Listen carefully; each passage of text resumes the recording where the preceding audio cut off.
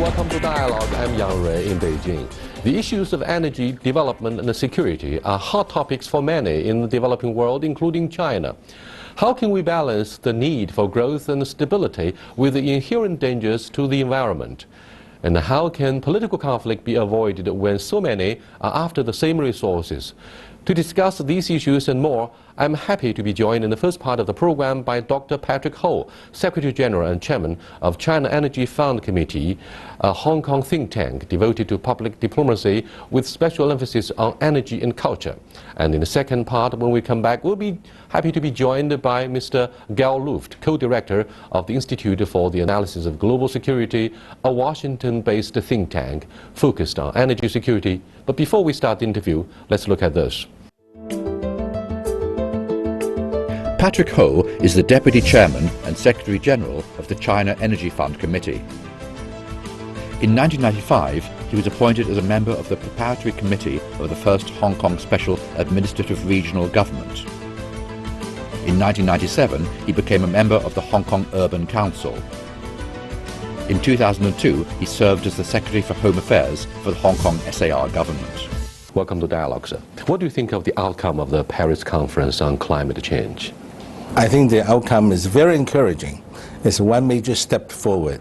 I think it signifies a unified front and also a harmonious consensus. You know, it's a very difficult job for both India and China, the emerging markets, to have low carbon development. We're going to pay a price for doing this. Absolutely. But do you think we are ready? India is a democracy. A lot of the electorate would say no. Right? That's right. Because that will increase their cost of living. That's correct, and that's why China has always been stressing the responsibility. But it's a common but measured type of responsibilities, and meaning that we have to take into account not only just responsibility itself, but how does responsibility come about, and how does one really account for that responsibility. Being China being a large and major developing country, I think we can say the same about India. And we have a lot in common, but yet we have to be able to be seen, at least to be seen, to be able to shoulder and account for the responsibility of a major country in answering the challenges of climate change. And yet we have to answer to our people, and who are still in the very developmental stages, and we should not be seen as imposing upon them the extra costs and also burden of adding to the predicaments of getting a daily life, and on top of that they have to answer to the costs of the climate changes. There's no question about the pervasive sense of a global accountability regarding the issue of climate change, be it in the West or in developing countries. So let's look at this election year in the United States. Oh yes, it's you interesting. won't expect the United States to deliver a single voice, given the strong opposition from Republicans against lifting economic sanctions against Iran, and perhaps the very issue of climate change itself. Republicans would always say no to whatever Obama stands for. To nobody's surprise, I would say. Exactly. Perhaps that's both the charm and the harm of a democracy. That's right. Do you think the Republicans will reverse the process that President Obama has embarked upon? President Obama has taken a very bold move of placing climate change on top of his political agenda, and even come out to say that in this last few years of administration, that climate change is the most important problem facing the American people today. And when we see a change of administration, I do not think, even if the Republicans got elected, they would shy away from the responsibility of answering to the cause of the climate change. However, they may rearrange their agenda and may not place climate change on top of the agenda. It may be among one of the many important issues they will be responsible for, but it will not be on top of the agenda. You know, those who have long lived in the capital city of Beijing complain increasingly that we suffer, particularly children suffer so much from the hazardous fog. And it seems we are left hopeless most of the time. If you look at how many people in our neighboring provinces depend on consumption of fossil fuel energy for their basic livelihoods. Now, if you shut down those small and medium-sized boilers, they're going to lose their jobs. Now, but let's dissect the problem of climate change. When we're talking about climate change, we're really talking about greenhouse gas emission, which is essentially carbon dioxide, carbon monoxide, SOx, and NOx. But what is really deleterious to human health might not be these gases. It is the particles, what's called PM 2.5. There's the particulate matters that's in the air. They plug up your windpipe, your bronchi, can cause you to have lung problems, respiratory, the distress syndrome, all these things. What really is imminent for the people to address and for the government to address is a health issue, imminent health issue with PM emission, with particulate matters emission, and that's the problem with coal. But rather than the greenhouse gas emission. So climate change is a long-term problem, but whereas the immediate problem is the particulate matters emission. Given that said, we need to address the problem of emission, the boiler system. We should, and then we should not be totally divorced of coal, because coal is something we have abundant. Coal is something that's as accessible and affordable as a fuel for Chinese people. And Chinese people can never live without coal. But we should use coal in a very responsible way and also in a very clean way. China has adopted some preferential policies to encourage drivers using, cars powered by electricity and clean energy. China has a very strong leadership given the uniqueness of its political institutions. But what about other developing countries that demand greater compensations? What about this issue? Do you think this has long been delayed one, and it should have been done a long time ago? What about the future of low-lying island countries in the Pacific Ocean? Absolutely. I think the political will is the most important thing that can really have a change of paradigm in our use of fossil fuels, in our use of the transportation fuel modalities, and also in using clean fuel. It's the political determination and the political will that will change the whole paradigm of operations of the people and also the consumer pattern in the societies. I think the government will have to come up and really have to answer to that, and the government will have to wake up and really have to study these issues in earnest. European countries like Germany is facing a host of issues like asylum seekers arising from the upheavals in the Middle East, the civil strife in Syria. It's also facing the possible disintegration of the Schengen Agreement due to the controversies around the free movement of human resources. That's also related to the asylum seekers. And it also has a lot to do with the rise of far-right movement, related also to the asylum seekers.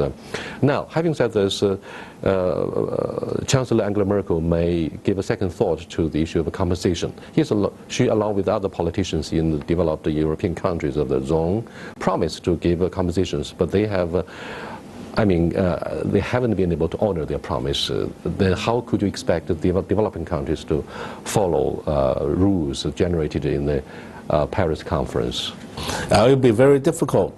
I think that's why we have to say it is the equal responsibility, but yet it's divided according to the contribution to the greenhouse gas emission and also to the level of development of the economy that we're talking about.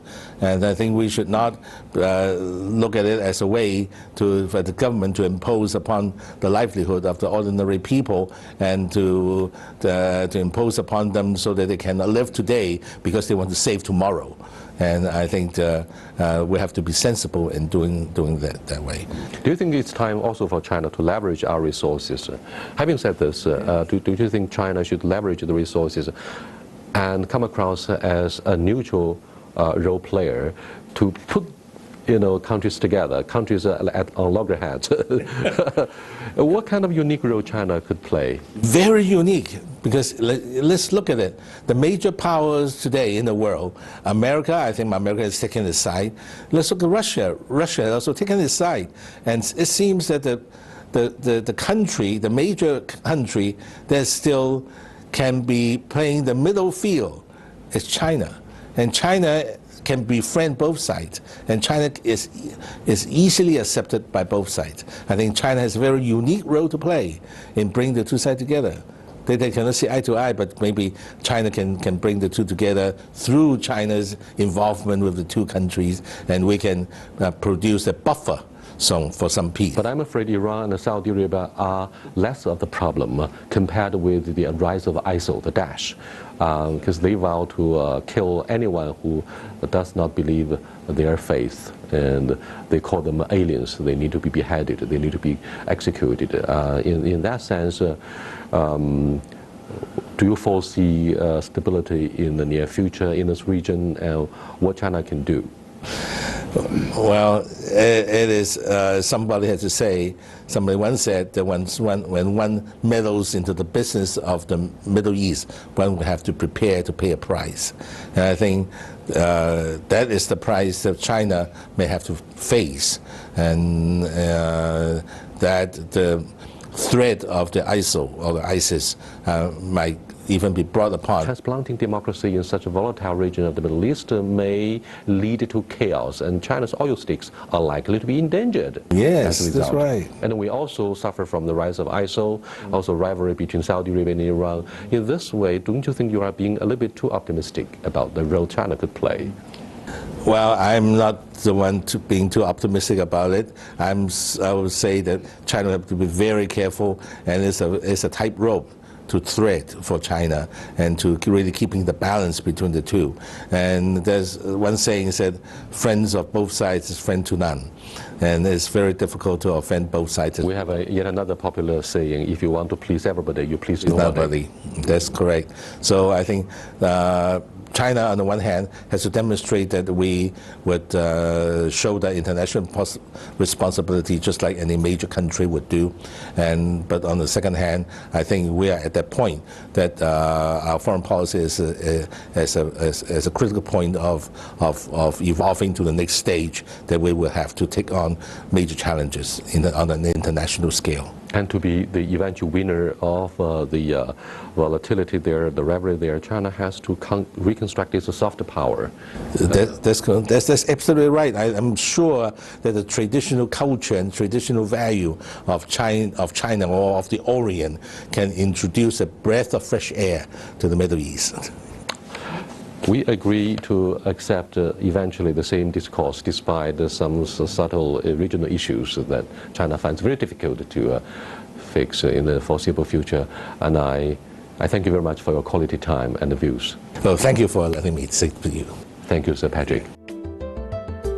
Dr. Gull Luft is co-director of the Institute for the Analysis of Global Security and a senior advisor to the US Energy Security Council. He specializes in strategy, geopolitics, energy security, natural resources, and economic warfare. Newsweek magazine called him a tireless and independent advocate of energy security. Esquire magazine also included him in its list of America's best and brightest. Welcome to Dialogue, sir.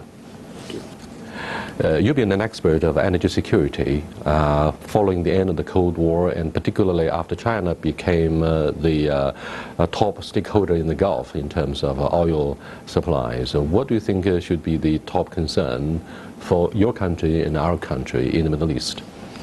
Well, the Middle East is a source, it's the fuel station of the world, because 2/3 of the world's conventional crude oil reserves are located in the region. And what's happening in the region today, that the Sunnis and the Shiites are at war against each other. And when your fuel station of the world is in the middle of this very violent fight, it may have an impact on the price of oil down the road, even though now the price is low. But what it does, it prevents additional exploration, production, and prevents the industry from producing or preparing the ground to meet future demand. So we're going to feel the result of this, maybe not tomorrow morning, but down the road it will be felt by everybody. Do you think the lifting of economic sanctions against Iran will help fuel the current oil price warfare between the two major players, Saudi Arabia and Iran, despite their recent severing the diplomatic relations? I think that lifting of the sanctions may enable them to sell a little bit more oil than they do now, but it is yet to be seen whether they will be able to provide a hospitable investment climate to bring in the many billions of dollars that are necessary to develop their industry further, develop new fields, build new infrastructure, build new pipelines, etc. That's the question. And without this multi-billion-dollar investment, they will not be able to become a major player in par with their reserves, because they do have their reserves, but you've got to put a lot of money on the ground to materialize those reserves. Why do you think Saudi Arabia has refused to lower the oil production capacity? Because in doing that, it hopefully will raise the oil prices. I think the Saudis are essentially playing a game of chicken against the American oil industry. They figured out that if they keep the price low enough for long enough time, the American producers will go out of business because their production costs are higher. So I think it's a calculated strategy to destroy your competitor by making its product uncompetitive. And once they get rid of the American producers, they can go back and reclaim the money that they lost in the interim. But I'm afraid the Saudis will pay a heavy price, because this kind of war of attrition would serve as a drag on their economy, particularly on their financial stability. They are fighting a war in Yemen, and they are fighting an invisible hidden war with Iran. So that's going to be something big. In Saudi Arabia, you don't pay taxes, okay? So the government needs to generate enough revenue to meet the demands of the people. So you're right, in the near term, they are suffering. But they have very deep pockets. They have $700 or $800 billion. No, contrarily, the Saudi government is cutting back on its public spending. It's cutting back on the subsidies for its citizens. In doing that, I'm afraid the policies are likely to cause uneasiness among the constituency, among the ordinary folks. That will generate unrest.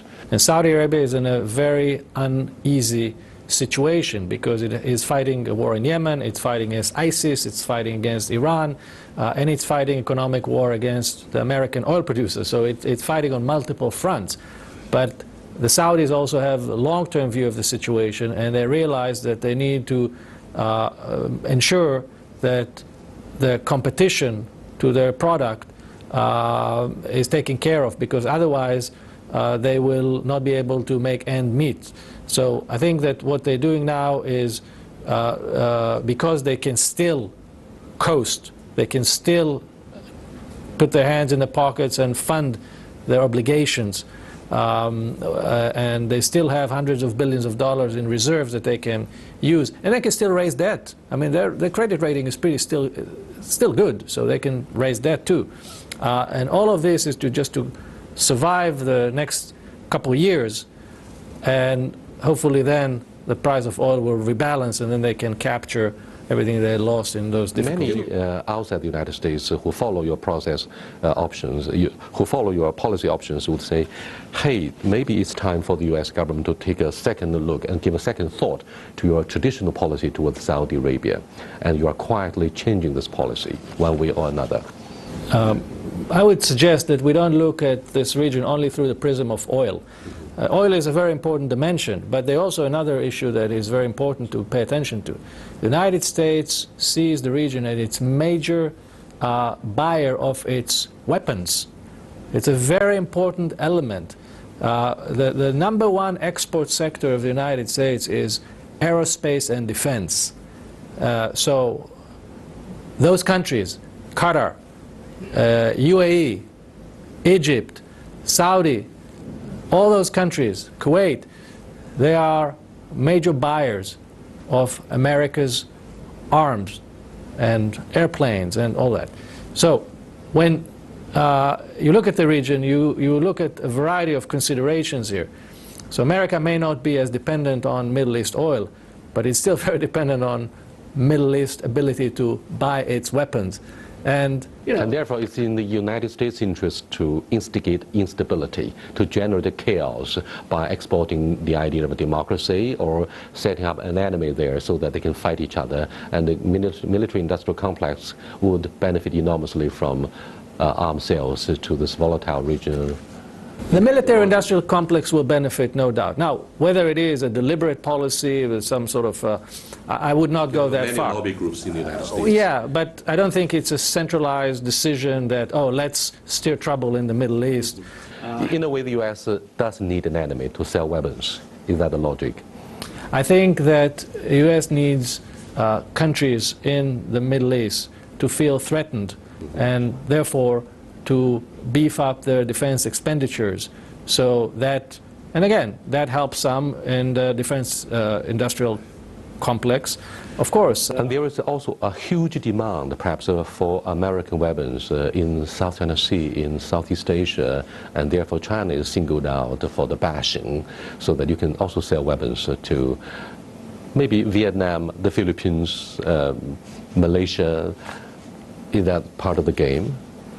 I think that if Chinese weapons are good, those countries will compare the quality and the price and the consideration, political, and eventually it's a free market. You know, I think that we should not discount the role that defense and armaments play in this, because let me put it this way, it's the only industry that benefits from conflict. Right. All the other industries lose when there is conflict, but the defense industry is the one that wins. What advice would you give to China so that we would avoid being entangled in the regional conflict there? The United States has learned a lesson the hardest way in its invasion of Iraq and in fighting the Taliban in the war-torn country of Afghanistan. China is involved currently in the post-war reconstruction, although we were accused by President Obama of enjoying the free riding in like Iraq. China says no, we create jobs there. We help promote stability and peace when our power grows so rapidly in this region. Having said this, China stands ready and humble to listen to our American friends. What advice would you give us so that we would not be mired in the grave of big empires? You know, Winston Churchill said that the price of greatness is responsibility. If you want to be great, if you want to be a great power, you have to be responsible, you have to be willing to pay a price. So I think that if China really wants to be treated as a great power, it needs to understand that there is a price to be paid. And sometimes the price is casualties, sometimes it's money, sometimes. But, you know, in the Middle East, if you want to get involved, you will pay a price from time to time, and it may hurt from time to time. The alternative is not to get involved and you find yourself very quickly on the menu rather than around the table. And I think that from China's perspective, the best thing to do is to utilize the asset that it has, that it is the only great power today that has strong relations with both the Shiites and the Sunnis. And we saw this in the recent visit of Xi Jinping in the Middle East, that he was able to go both to Saudi Arabia and to Iran. And this is something that America cannot claim today. This is something that Russia cannot claim today, because Russia is now entangled with the Shiites because of its intervention in Syria. So China is in a very unique position to be the holder of the balance between the two. And I'm not suggesting that China can solve this problem, because it's been going on for 14 centuries. So I don't have illusions that China can make peace between those two. But what China can do is to make sure things don't get out of control. China can be very helpful in lowering the flames to make sure that it's merely bad and doesn't become catastrophic. The other thing that China can do and should do is to be very sensitive to the issue of nuclear arms race in the Middle East, to ensure that the Middle East does not turn into a place where every country has a nuclear bomb and it can destroy another country in a push of a button. And that's a very important role, because we're going to need the Middle East for as long as we live, and generations, because of all the energy that is there. So China is now moving into the Middle East. It's assuming more responsibility. China did not invade a Shiite majority country like Iraq. We did not seek to have proxies. We don't want to seek to have a sphere of influence as articulated by Mr. Xi Jinping in his policy speech in Egypt, headquarters of the Arab League. Now, having said this, in what way can the United States and China play a mutually complementary role? You have your own advantages. You have long established your central command there, fighting extremism. On the other hand, China is a newcomer. China wants to keep a distance from some of the most sensitive issues, bloody conflicts there. I believe you have a sound understanding about the Oriental philosophy, different but harmonious. This is a long, traditional orthodoxy conception by the Chinese. We want to be friends with everybody. However, having said this, we also have a saying, if you want to please everybody, you please nobody. This is where the One Belt, One Road initiative comes into play. Because what the One Belt, One Road initiative, and by the way, without a peaceful Middle East or a stable Middle East, One Belt, One Road would not succeed. Because the Middle East is sort of in the middle, so it's really important for the success of this initiative. And what China can do is to invest in projects that create mutual dependencies between the Sunnis and the Shiites. For example, there's a pipeline called the Iran-Pakistan pipeline, which connects Iran, Shiite, and Pakistan, which is a Sunni country. And we have the deep water Qatar port. Exactly. And there is another project, for example, to build a fast rail from Urumqi to Tehran, going through Sunni countries. So if you can find ways to create economic interdependencies between Sunni countries and Shiite countries, and China can make money in the process, then it's a win-win situation. So I would not think in terms of invading and changing regime and all this nonsense. We try this, it doesn't work. I would deploy capital, find projects that make sense, not just throw money nonsense, but really find things that make sense and also create some geopolitical value. Because I think that China is a country that thinks more geoeconomically than geopolitically. And so this kind of thinking could be a lot of good to the region. Thank you very much. I do appreciate your way of not thinking mutually exclusive approach in fixing the local problems in the Middle East. Thank you very much for your time. Thanks.